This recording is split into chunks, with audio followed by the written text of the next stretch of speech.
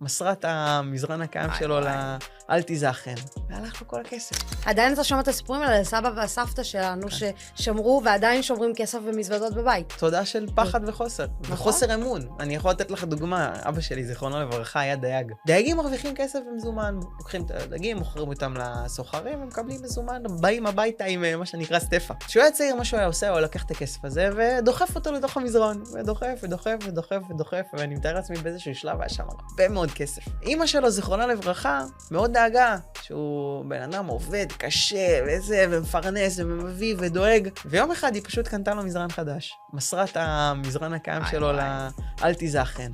והלך לו כל הכסף. זה סוף העולם מבחינת בן אדם כזה. תחשבי, הוא עובד כל כך הרבה שנים, קשה, חוסך שקל לשקל, שם במזרן לקנות בית, יום אחד, נעלם. עכשיו, מתודעה של חוסר לאמא של התודעה של חוסר.